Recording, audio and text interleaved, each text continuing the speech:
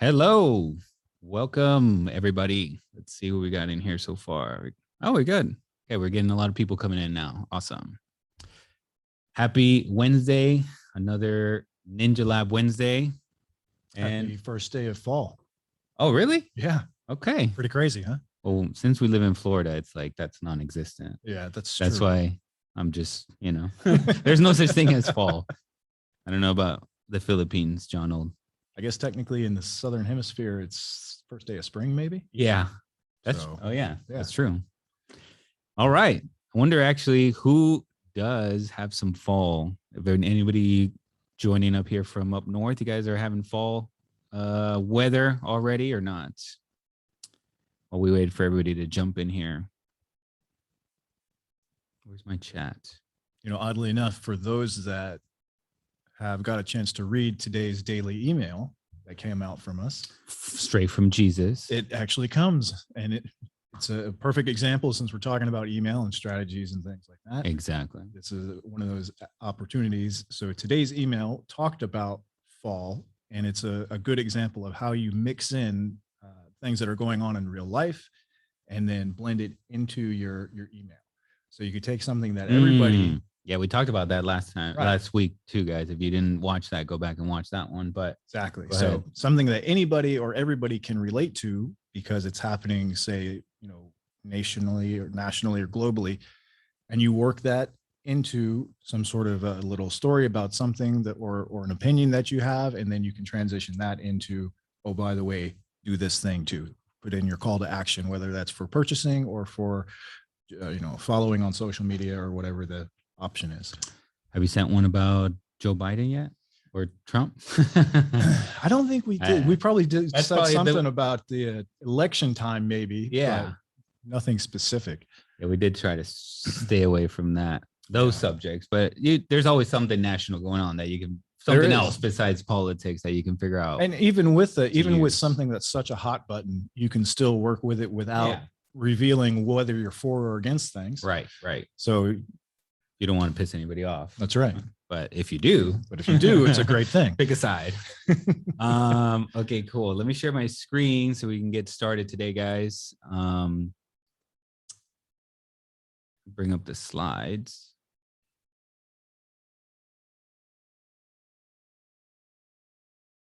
Wait, that's from last week. Sorry, 1 second here, guys.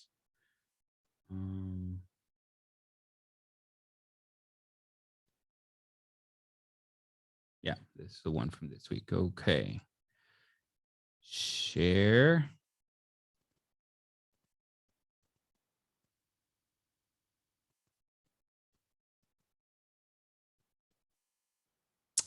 Where's my present? 1 second. Sorry. Let's go here.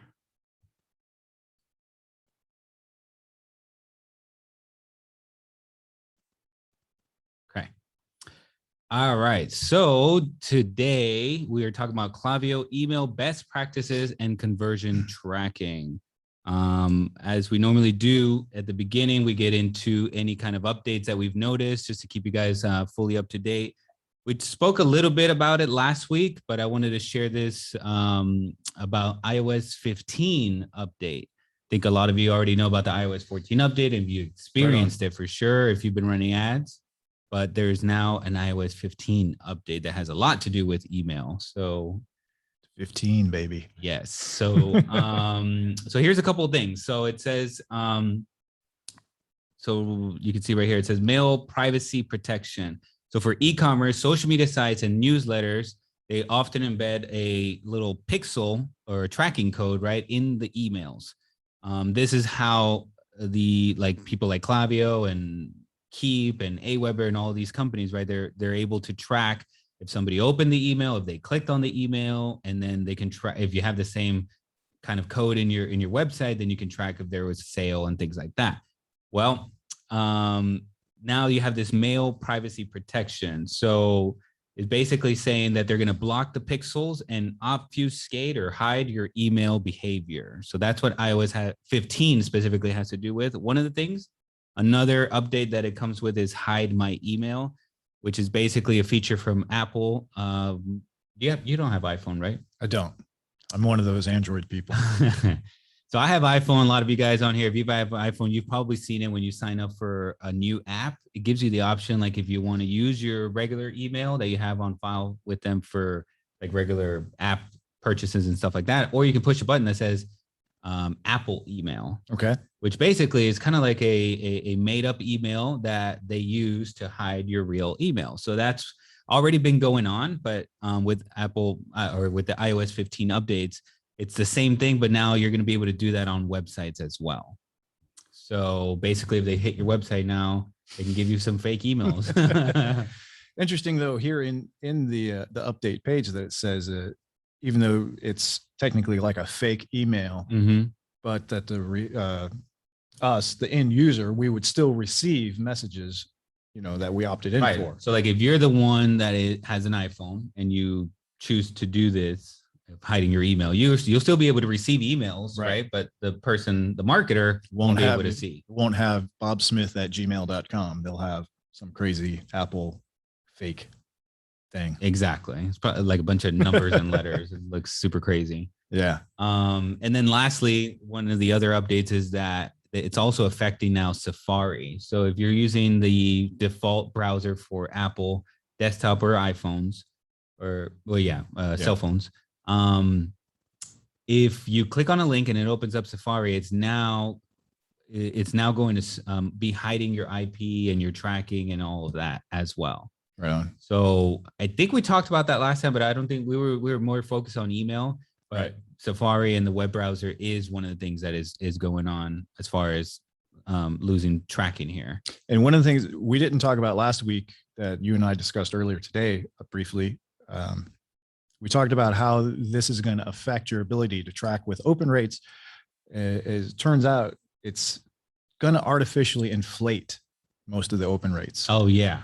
And so that'll be a little bit of an odd thing. But if you can kind of backtrack and you can see what your average open rates have been, you should be able to get at least an estimate of how much the fake open rates or the inflated open rates are. So if it goes from 20 to 40, you have a buffer of that 20% range. So it's an interesting thing to keep track of. But again, like we talked about last week, instead of tracking with your open rates, look more for click rates, replies, and actual visits or purchases on the website. So right.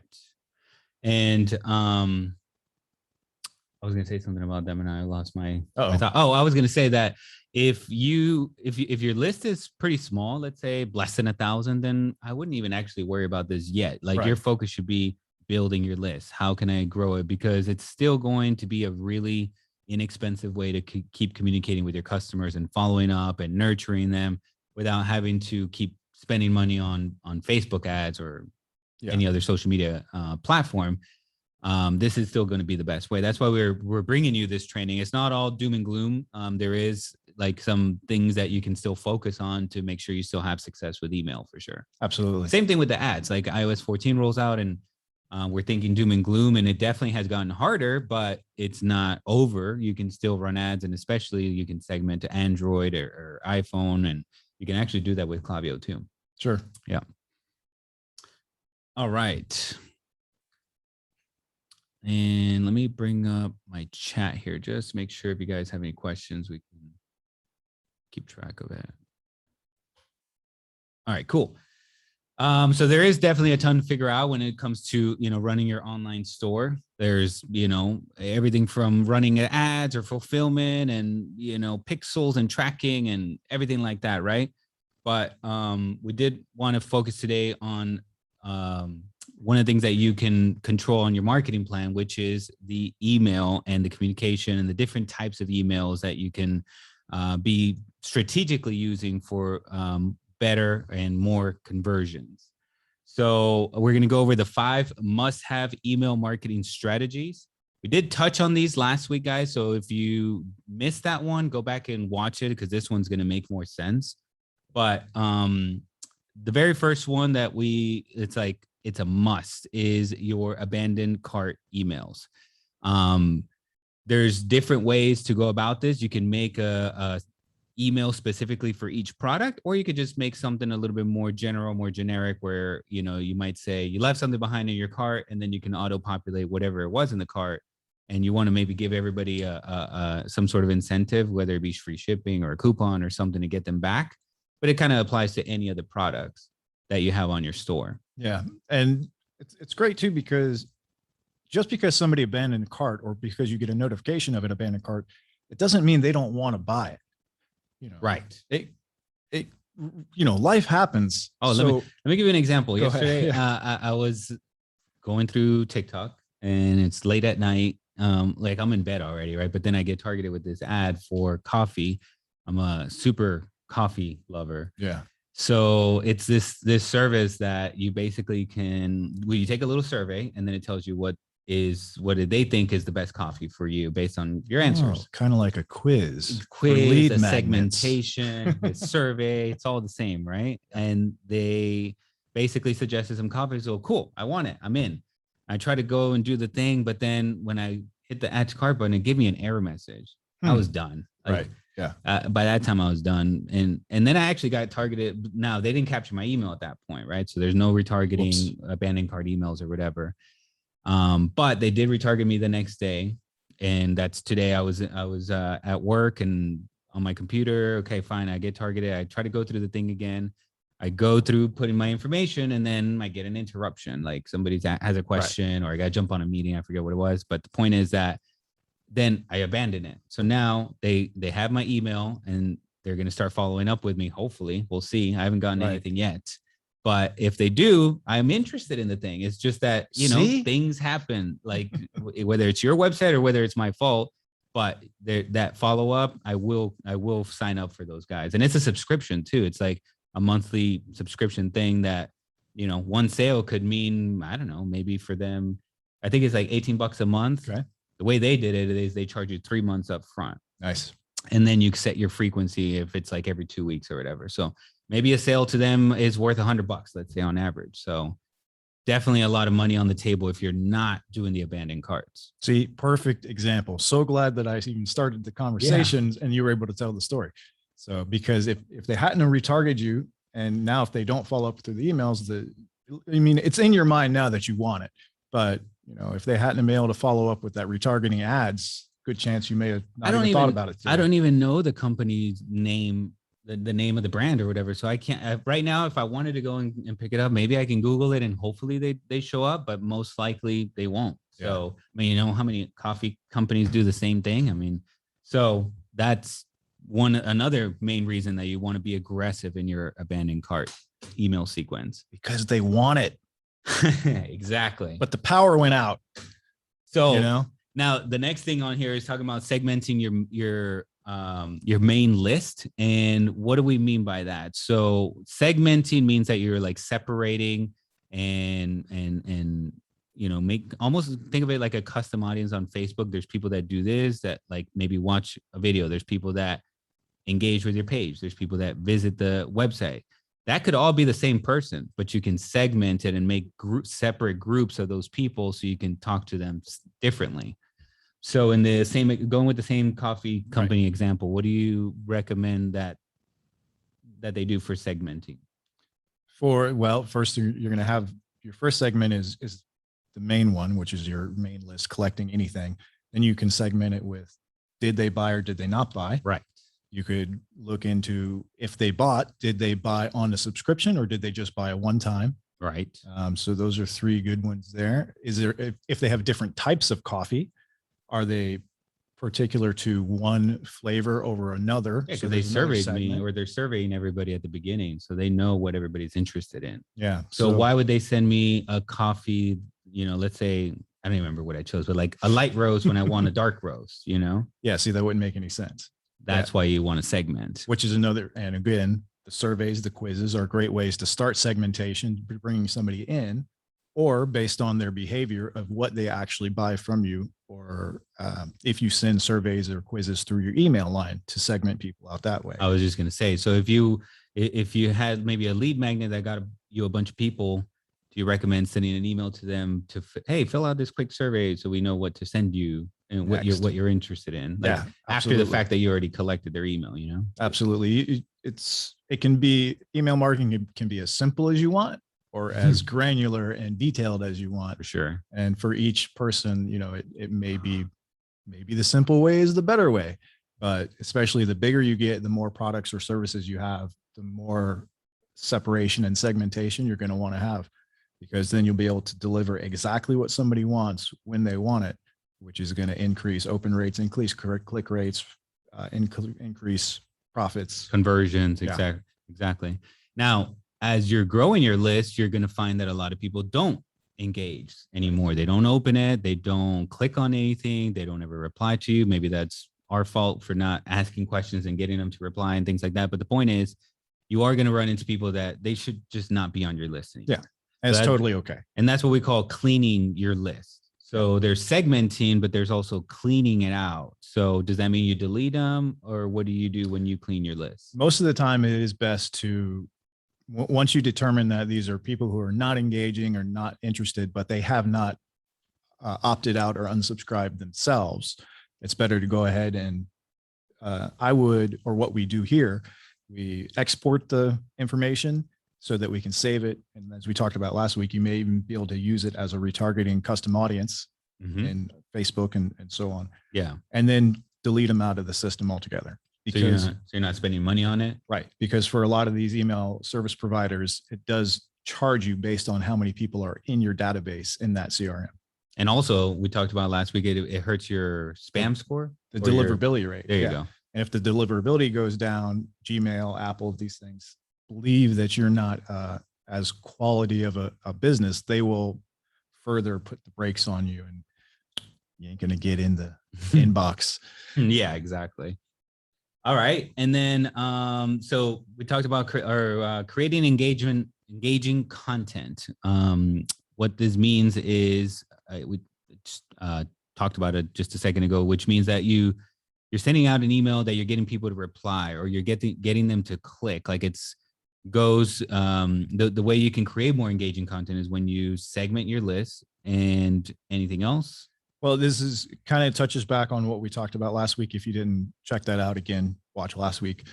Is talk to the people through email as if you're talking to your friend. So it's much more engaging if I send Jorge an email. I'm like, hey man, I just had this crazy thing happen to me last night. Let me tell you about it real quick. Oh, by the way, follow me on social media. Right.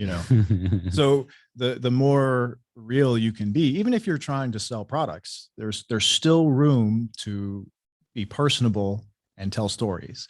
And for the most part, the more personable that you are, the more engaging it will be for the people reading it. And they won't feel just like, what's a big company that's still in business, like Nordstrom's or something like, they won't just feel like they're getting promo emails from Nordstrom's, Right. It's like, it's actually like a person there that they're communicating with instead of just a brand. Right. I think we talked about that last time too, if not like a couple of weeks ago, guys. Like, you want somebody to be representing your brand that's like a real person. And so, I mean, that could be you, or it could be somebody higher.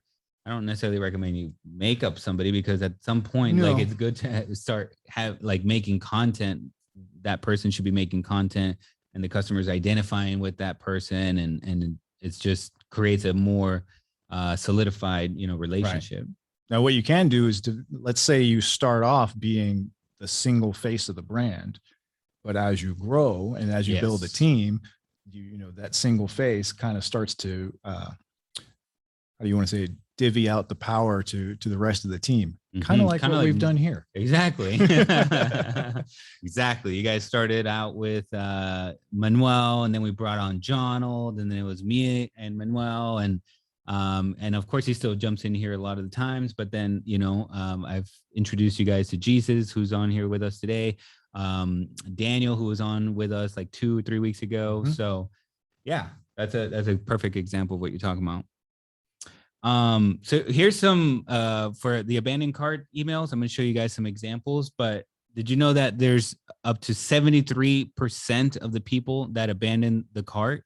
And when 73, That's crazy though. But that's a lot of money on the table if you're not following up.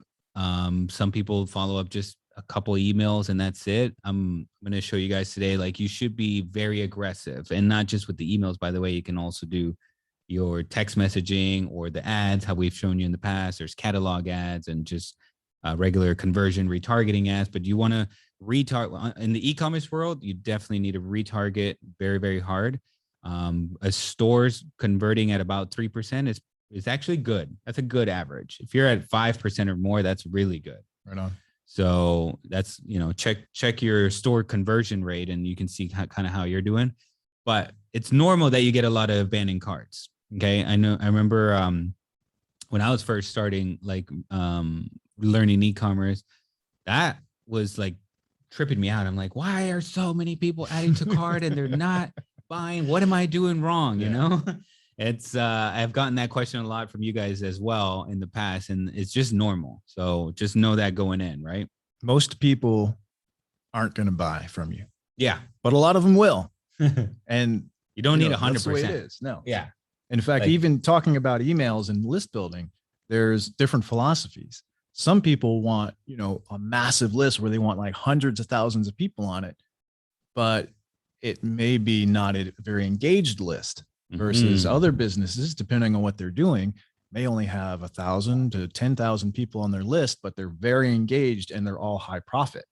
So the size of the email list and what you do with it also depends a lot on who you are and what your business is and how that you want to design your life and your business. That's right. So here's a few things that you can offer in abandoned cart emails to nudge your customers to make a purchase. I mean, these are just some ideas. You guys can, let me know if you have any others, but these are some of the things that we've tested that have worked very well. So number one, you can show someone how you would wear the product as part of an outfit. Let's say if you're into, if you sell fashion stuff, we have a company that sells boots, and that's one of the most successful things is we broadcast all the time. It's kind of like the boot of the week. And then we show in different outfits how you can use it. That's for broadcasting. But as far as for the abandoned cart, I mean, it works the same. So you could just repurpose some of the Instagram content that you have going on and things like that. Yeah, because it never hurts. Even if the initial or the primary aspect of the email is, hey, you left something in your shopping cart, click here to go back. But then if you have a picture right below of somebody using the product, it's never going to hurt. No. And it's like kind of like proof of concept, I guess, or social proof and that kind of thing. So number two, the opportunity to see the product in person. So this is like if you have a store, which the company that I just mentioned, they do have a bunch of retail shops all over the country. So we can always say, hey, visit one of our stores, click here and, find if there's a store nearby and things like that. That's for anybody that has like a local store. If you don't, then, obviously then you wouldn't say this. Yeah. Okay. Number three, customer support information. You want to offer a way to ask product questions. So you should be getting by now, like if you're in business for a little while, then you've been getting customer questions and you can make an FAQ out of that. Yeah. Each one of those could be an email, or you can put them all into one email. One tip I'll tell you is like if you're on Amazon, then there's questions over there that people have been asking. So that's usually like when a customer starts with us, that's one of the things that we do when we're doing our research before we get started with the ads and things. We'll go to the Amazon page and we look at what kind of questions they have going on. And then from there, we can figure out what kind of copy do we want to use or what kind of pain points do we want to hit on. Right. And depending on what what your business is, if you wanted to, you can, this is a technique I've learned recently. I'd like to implement more. If you have a list of FAQs already, as soon as somebody opts into your list, you can create a Google Sheet document, or not a sheet, but just a Google document. Mm-hmm. And then in your first email, you can say, hey, by the way, I get a ton of questions about topic X. And if you want all the best answers that I've gathered over the years, hit reply to this email and then I'll send it to you. And there, now you have that engagement.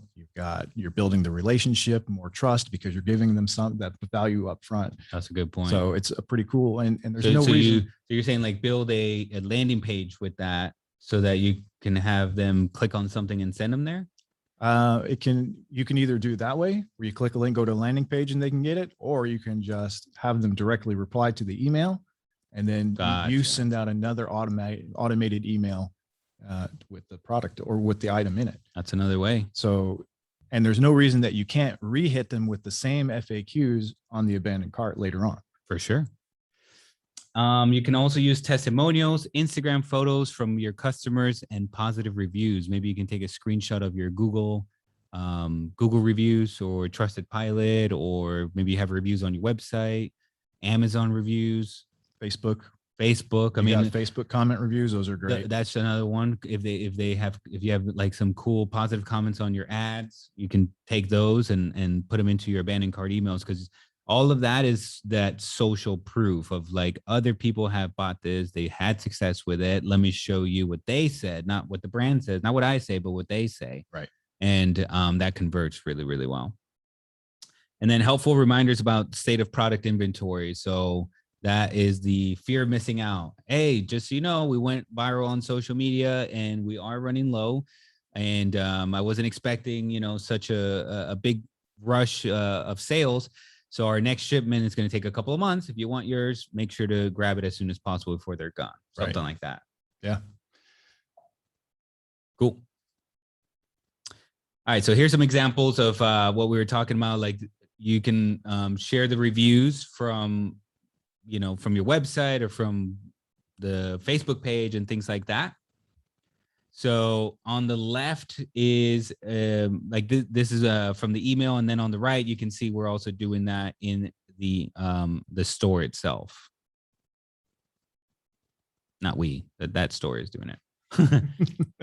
They didn't hire us yet.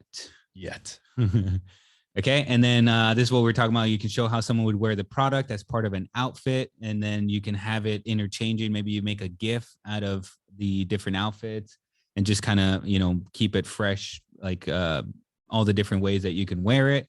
And you're just giving them just think about it like people, they didn't buy for a reason. If it's not something like what happened to me where your website broke or I got busy or whatever, then it's something else where it's like, is this for me? Is it going to work? Is it going to fit? Or can I return it? How much of a hassle that is? Am I going to pay shipping? Like there's a bunch of these questions that everybody has on most websites. So you can overcome those objections through the email marketing. Helpful reminders about the state of product inventory, like we were talking about. Rush now while the supplies last, while while we're still in stock or whatever. But that one in particular, like it went viral on social media. I've tested that one in the past and it works very, very well. Nice. And then you can put a timer in your email so you can, even add more to that fear of missing out, that scarcity factor. All right, let's talk about segmenting your email list. It's going to allow you to deliver more relevant emails to your subscribers, which is going to increase your engagement, as we were saying a little bit ago. There are several ways that you can choose to segment your marketing campaigns. So a few of these are going to be, number one, the source, where and how your users opted into your email list. So was this through a lead magnet? Was it maybe through a lead magnet through ManyChat? And then from there you integrated to Klaviyo? You should be segmenting or creating a list of, called ManyChat. So that those people came in from over there, because also sometimes you're sending out emails through ManyChat and then you want to send the same one through Klaviyo, but this way you can, segment, make sure they don't get double emails. Right. Cool. The content, so which type of content they're more interested in and which one they're more into. So that would be like we were talking about before. You want to survey people and just ask them questions. Do you want boots or sandals? Do you want, Sure. Or even shorts or... And if you have informational content, do they prefer to read blogs? Do they prefer to listen to podcasts? Do they prefer to watch videos? So just like we teach all the time about redistributing, that's not really the word, but using the same piece of content over all the different platforms. Yeah. Well, everybody likes to consume the content in different ways. So through and different platforms. Right. So you can segment it all out in your emails here. Yep. And then you can, if you know, these people love blogs, so I'll send them my blog links, and I'll send these people my podcast links. So, and I would, again, guys, because I know some of you guys on here are maybe at the point where you're just starting out, you're just trying to build your list. So maybe that doesn't apply to you. You should be focused on just building your list and make it simplified. Like if you have an e-commerce store, did they purchase? Did they not purchase? Right.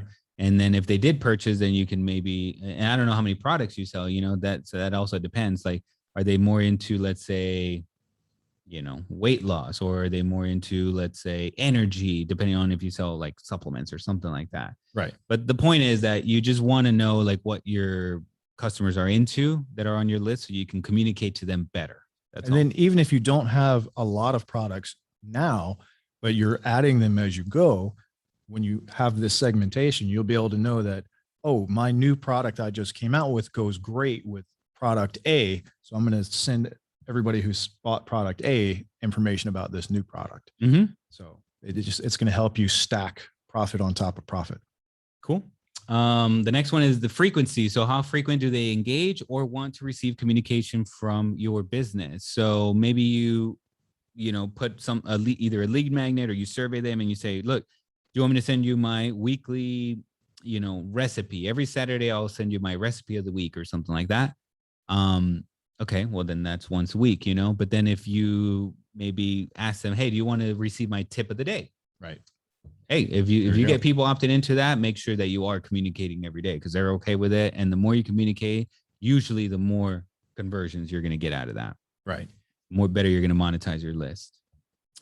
And then the subscriber data. So if you want to segment by gender or location, recent purchases, that would probably be the most valuable one, which is the recent purchases, because you can do a lot with that. You can communicate to them more as a VIP. You can create a custom audience. You can create a lookalike audience with that. Gender and location. I don't know. It depends on what you're selling. Exactly. Just giving you some ideas of how, based on the data that the subscribers is giving you. Although, like we were saying earlier in the beginning, you have the iOS 15. So a lot of this data might be limited now. We'll have to see. We'll have to see, because Klaviyo themselves was saying like, this is iOS 15 beta. Right. So we'll see how much data they're going to give us, or how little data they're going to give us. So we're just seeing, how it goes, like very similar to iOS 14 when that rolled out. Yeah. And the good thing is these big companies like Klaviyo, like Keep, I imagine ActiveCampaign, the rest of them, they're all also scrambling around trying to figure out how this is going to work, so that they can tell all us business owners, and then we know what we're dealing with, and we can bring the information back out to you. Exactly. Okay, so you want to tailor your email campaigns based on your user segmentation, so you can provide a more personal means of communication to your customers. And let's talk about purging email lists periodically, or cleaning it, as we also refer to it. Depending on the age of your website or the data in your main list, it might be years that you've been building this up.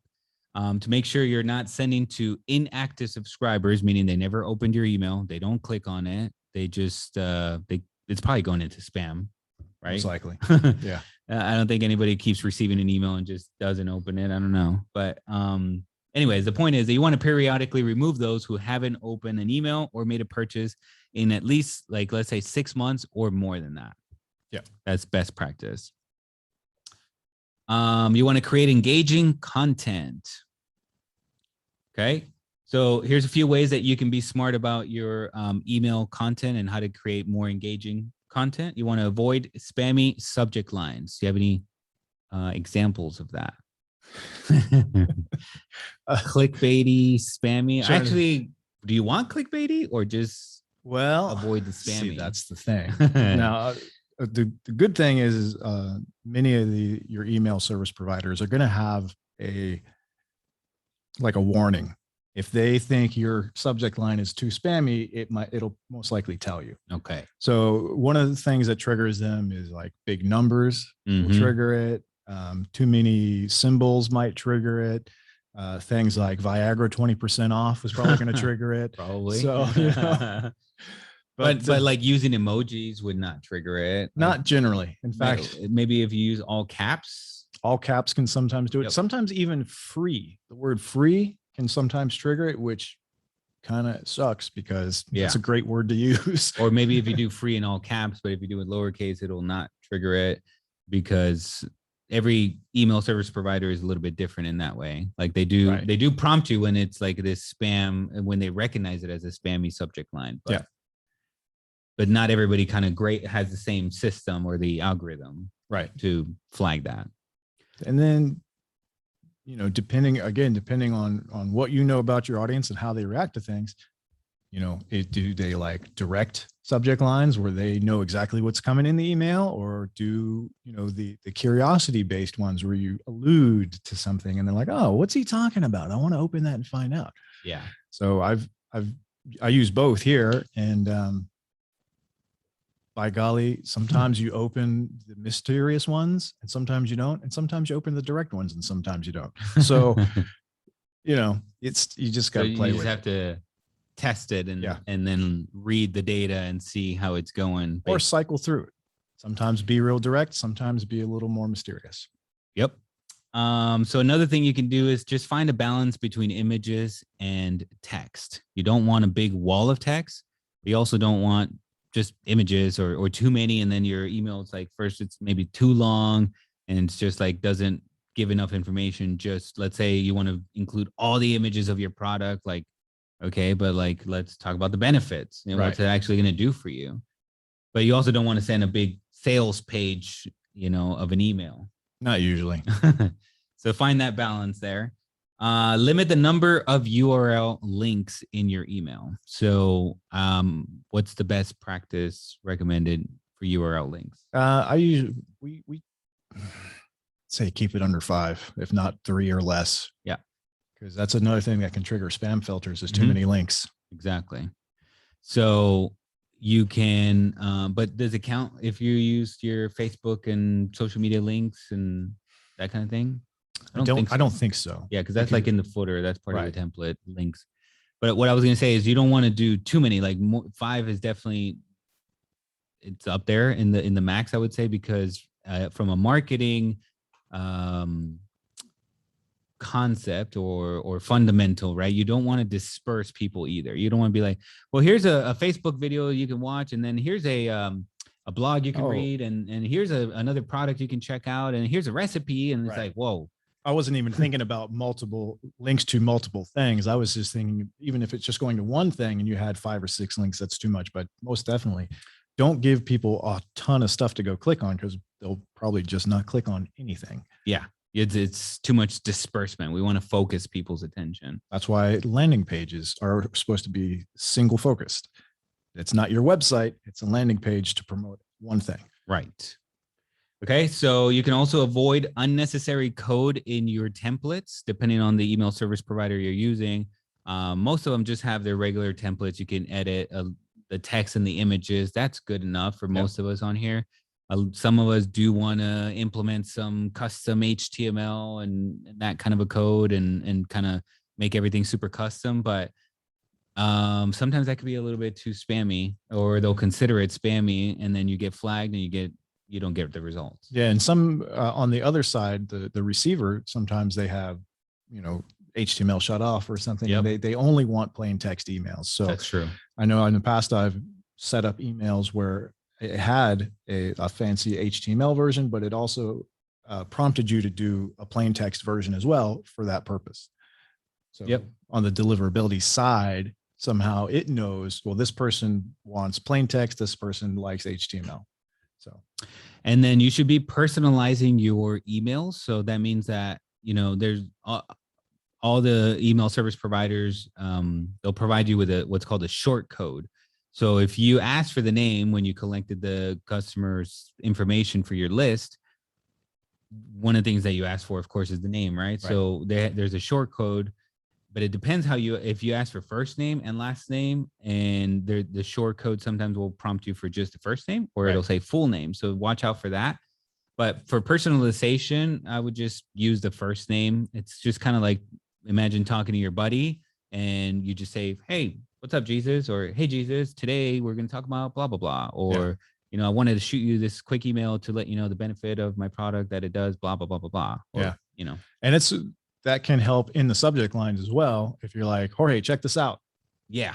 Is your subject line. That's, I meant to bring that up when we were talking about subject lines, because that works really, really well. Yeah. Like that, using the name in the subject line, and also just making it short. Did you miss this? Or are you still interested? Yep. That's another good subject line. I saw one the other day. It was actually one of the emails that I get from a email deliverability specialist, and he wraps stories in.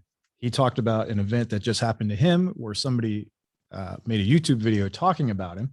And his first thought was, oh man, this is probably, people are going to slam me. Right. But it was a good thing. But the email that got the attention of the YouTuber, the subject line was test. That's it. Just test. That's awesome. We got to use that one more. I'm going to send Jonald an email. Test. He'll be like, what is this? Okay. So studies show that 85% of recipients prefer all lowercase subject lines to one in all caps, unless it says test. Unless it says test. Yeah. Both all caps and excessive exclamation points can trigger spam filters. Instead, you want to do the following. Use small characters and emojis in your email subject lines, kind of like this. So you can see like the one at the top, Kohl's, save up to 20%, take $10 off, stack the holiday savings. And then right after that, that's what we went over last time, which is, man, I forgot the name now. What's it called? Like a subhead? No, the preview. Preview. That's what it's line. called. Yeah. Yeah. So that's the text that appears right after that. That's called your preview text. So here's some really good examples. I always like to sign up to these major retailers, because they're always sending out promotion, and I do pick up some good tips from them here and there. But yeah, emojis, lowercase, that's best practice. Stay in that screen real quick. Something we haven't really talked about, again, that can help occasionally with the attention is the who it's from on the left side. That's a good point. You should have the ability in all the email service providers to adjust that. Do you want to use the full name? Do you want to use the company name? Do you want to use a nickname? Right. So we play with that quite a bit here. Yeah, but for the most part, I think that you should use, again, going back to having somebody that people can relate to. So use a person's name. Yeah. Even if you make that person up as your customer service person or your marketer, let's say, it could be whatever, Nicole, Nicole from customer service, or, right. Well, that would be for like signing off your emails. You're talking about more of the person sending the email, which should be the same thing. But what Jesus is talking about is like, you can see on the screen, the one that appears on before you open it. Right. Yeah. And you'll see in the next slide, I believe it's the next slide, where I kind of played with that recently. Mm-hmm. Yeah. On the one on the right, it's Manuel the Ninja. Yeah. So I just wanted to switch it up. Almost all the emails, they usually say Manuel Suarez. So I just wanted to get a little more fun every once in a while and change that to the Manuel the Ninja. And then this one, quote of the week, you put it as Chick Korea official. So it's not necessarily, it's not him communicating directly. So right. I think he wanted to make that clear, right? That's why we chose that. It was I believe more like, so, yeah. It's more like him as the brand, right? Like it's the official brand of him. And then on the left, you use Manuel and Damon when we're promoting the Shark AGM services. Right. Okay, cool. That way it helps to keep the cohesion between the two personalities in place. And any reason you chose these brackets here in your subject line? So that is another technique that you can test out to see, just to try to make your subject line stand out a little different from the rest of them. So the brackets, whether the fancy brackets, the plain brackets, you can use same thing. You could use emojis on the front and back of a subject line, stars, anything that kind of gives it a different appearance from the rest of the inbox. Cool. Makes sense, because you get, you're in a sea of emails. You want yours to stand out the most. So cool. All right. So let's talk about sending to a targeted segment of your email list. Was this from you? That one's not for me. Okay. So this is from looks like Dr. Berg Klaviyo, maybe. Exactly. So this is from the Dr. Berg Klaviyo account. And what is this one? Jonald, help me out on this one. I forgot, man. I'm sorry. I didn't review this one with you. Yeah, that just shows the type of campaigns and segments that they're sending the campaigns to. Oh, that's right. Yes. So you can see here, like the way that we're tagging it here and we're segmenting it for each of these broadcasts. Yes. So for example, on the first one, the list, they are sending it to mostly the buyers from different segments. So their segmentations are based with the products, product buyers and the kit buyers. Awesome. Okay. Okay, cool. So for each campaign and the flow that was sent, Klaviyo automatically tracks conversions.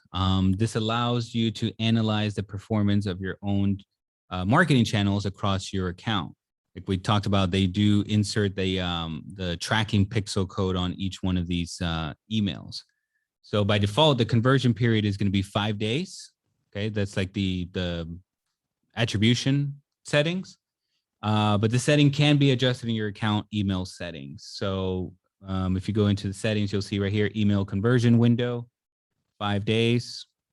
That's what we've been using, I believe. Right, Jonald? Yes, 5 days. Cool, cool. Okay, so conversion tracking uses a last touch attribution model, and only the last email someone opened or clicked is the one that's going to be credited with the conversion. For example, if the image below here contains events from a user's profile, Klaviyo traces conversions for the ordered product events by looking back in the timeline for an open clicked email event. So if you have the abandoned cart series going and you have the person, well, I guess the other way around, like if they were already, let's say, on your nurture sequence and you're sending them the Saturday recipes like we were talking about, right? They get one recipe, they click on it, they go to your website, they abandon the cart, and then they get the abandoned cart email and they click on that and purchase. Which one gets the conversion? Yeah. So based on what you just said, the abandoned cart emails are the one that's going to get the conversion. Exactly. Exactly right. It's very similar, but it is different than Facebook, because Facebook will attribute just based on viewing the ad, right? Clicking the ad in the last 7 days. Like this one is 5 days, and this one is based on the last email that you clicked on. Okay, so you can see here the campaign, the 10 reasons for that you're vitamin D deficient from Dr. Berg. So the open rate on this one was 18%. Placed the order, we had 85 people to only 2.6 clicked, which is pretty decent, right? Like I would say pretty average. Yeah. For Klaviyo e-commerce click-through rates, that's what we see. It's about 3%. Yeah, click-through rates are always going to be a lot lower than open rates for sure, but they're technically what matters. Yeah, exactly. So just to kind of give you a gauge there of, to compare it to what you guys got going on. I mean, if you're in the 1% click-through rate, that's where I would focus more of what's going on inside your email and how to get more clicks out of it. Maybe it's your offer, right? Maybe it's the way you present it, the call to action that you have. Maybe you don't even have the call to action. Maybe you got a link, but you didn't really do a call to action. Yes. You're just hoping they're going to click on it. Yeah, exactly. So there's some tweaking there, but if you have it above 2 and even 3 and stuff like that, then you're doing really good. Yeah. And depending on the segmentation that we've been talking about, the more segmented it is, the more direct from, like, if it's lead magnet to email follow-up to sale offer, you may have a click-through rate that's, 5, 6, 7% high or higher, but it's because it's super targeted. It's talking to them, right? How they prefer to be talked to and what they are interested in. Right. And yeah, cool. So other means of tracking conversions from your email campaigns are going to be Google Analytics and UTM links. And I'm curious if any of you guys here have ever used, or do you know what I'm talking about when I say UTM links, or do you use Google Analytics right now? I Every time we talk about UTM, somebody goes, well, wait, what does that mean again? And none of us remember, and we gotta go look it up. It should mean universal tracking mechanism, because that's super easy. And I just made that up. But that would make sense. Hey, if you want to use that and to make it make sense, that's fine. But basically, guys, it's just adding this. Let me share my screen actually, just to show you. I think that'll be easier.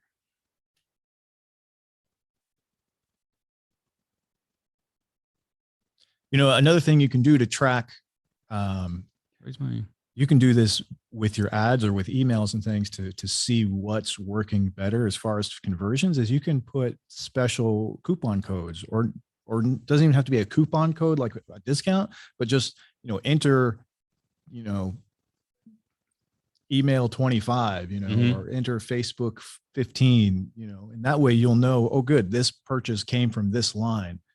And that's, you know, it's a simple way to keep the tracking versus analytics or UTMs and things like that, but it's still effective.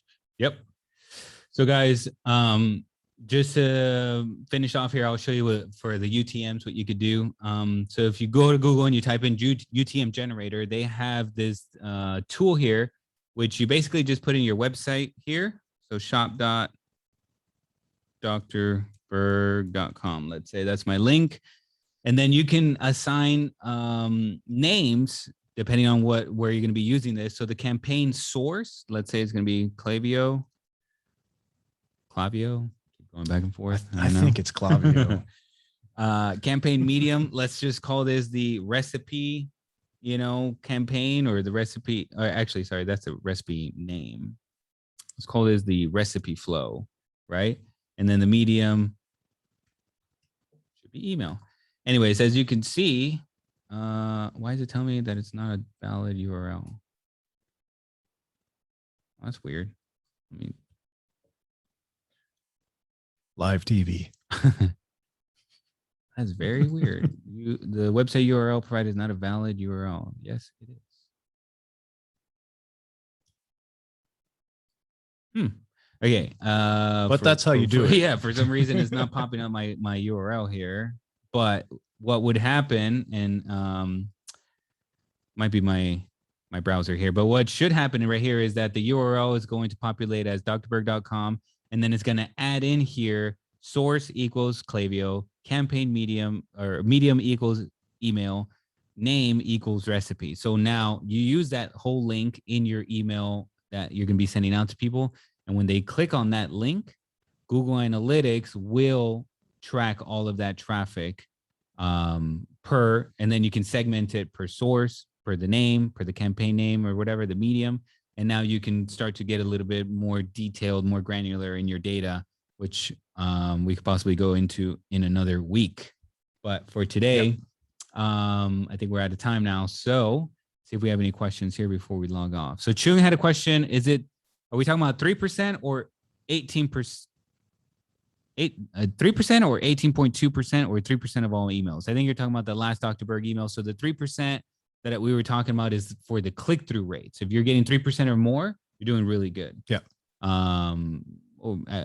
Actually, that's kind of like average. Like that's what you should be getting. That's what you're hoping for. At yes, least. Exactly. Yeah. That's what you're hoping for. But now if you're getting more than that, cool, you're doing good.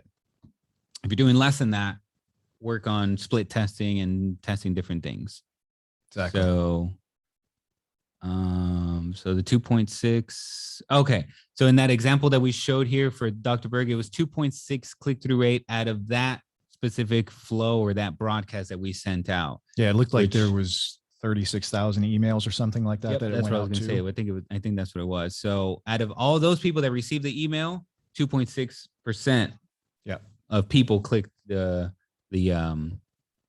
link. The link, right. There's also a thing called click to open ratio, which is different topic that we'll have to talk about later. Yeah. So I'm going to leave you hanging on that one, but that is another metric that you can look at. Exactly. But listen, you want them to click. That's the big thing. Exactly. So keep split testing and try to get more clicks, try to get more opens with your better subject lines. Every email service provider has the split testing option. So keep trying that until we figure out better and better ways, especially the evergreen campaigns like the abandoned carts and bend and browse or the upsells and things like that you already have in place. Keep split testing at least maybe once a week, once a month. Try something a little bit different and try to keep increasing your open rates and your click-through rates, and you're going to see way better conversions. Yep. All right, guys, that's it for this week. We will see you back next week. Thanks for coming in live today. Sweet. Bye.